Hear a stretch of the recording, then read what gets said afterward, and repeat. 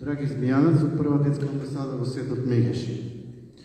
Организација која повеќе од 3 децении се занимава и штити и се бори за правата на децата, сметам дека постапката за издавање на А интегрирана дозвола еколошка е највисок приоритет кој мора да ги заштити животот и здравјето на децата.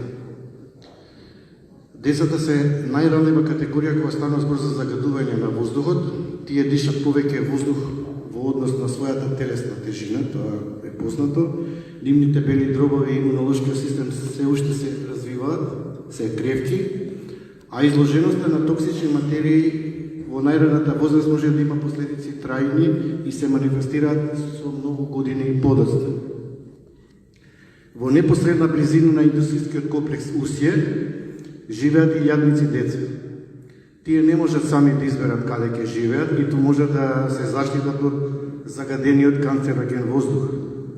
Токму затоа државата, подписничка на Конвенцијата за правата на детето, има обврска да обезбеди највисоко можно ниво на заштита на нивното право на живот, елементарно, здравје, правилен раст и развој, гарантирани и со Конвенцијата за правата на детето и со Уставот. Извештајот на УНИЦЕФ за 2026 година посочува дека во Македонија најголем ризик за децата е аерозагадувањето, дури 7,74%. Истиот е поврзан со оштетување на белите дробови и имунолошкиот систем. Според извештаите, комбинацијата на топлина и загадување создава сериозен здравствен ризик за децата.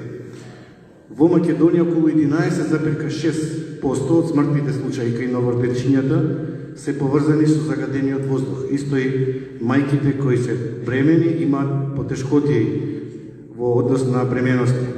Тоа представува сериозно предупредување дека секој дополнителен извор на загадување мора да биде предмет на најстрога научна проверка пред да се дозволи негово понатамошно функционирање. Особено сериозно загриженост предизвикува согорувањето на алтернативни гореви. Научната литература покажува дека при согорување на отпад, што содржи пластика, ПВЦ, други хлорирани материјали во одредени услови може да создадат и диоксини и фурани, едни од најтоксичните перзистентни органски загадувачи. Светската здравствена организација предупредува дека овие соединенија се акумулираат во детскиот организам, можат да се пренесат од мајка на плодот, новороденчето преку плацентата и мајчиното млеко и се поврзуваат со нарушување на развојот, имунолошкиот систем, репродуктивното здравје со голем ризик од одредени видови малигни заболувања. Во јавноста веќе беа објавени информации за присуство на диоксини кај децата од околината на Усје.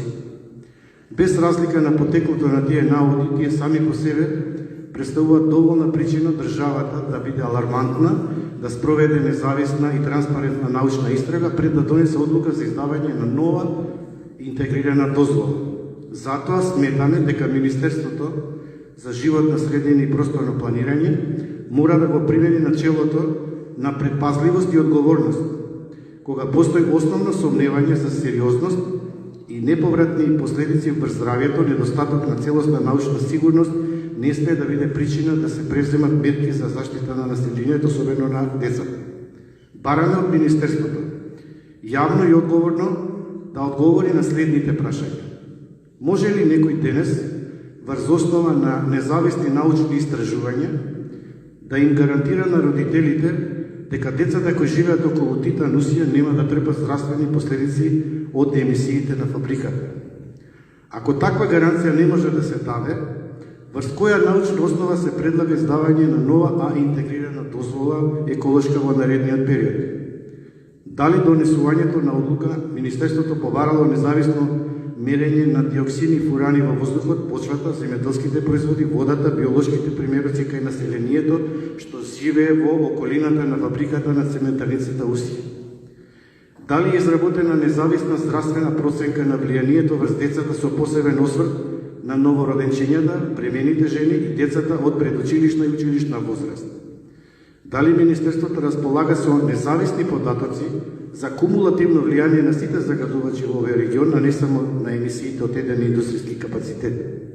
Кој ќе ја поднесе одговорноста доколку во иднина Независните научни истражувања покажа дека постоела изложеност на токсични супстанции што можеле да се спречат од страна на Министерството. Нашата порака не е насочена против индустријата како таква, ние бараме индустријско производство кој нема да го загрози здравјето на луѓето, особено на децата. Но профитот никогаш не сме да биде поважен од правото на живот и здравје на децата. И на крај, децата немаат глас на овие јавни расправи, затоа денес ние зборуваме во нивно име, доколку постои најмал сомнеш дека постапките или технологиите можат да имаат долгорочни последици по нивното здравје, државата има обврска најпрво да го острани тој сомнеш кај граѓаните со независни научни докази, а дури потоа да носи одлука за нови еколошки дозволи.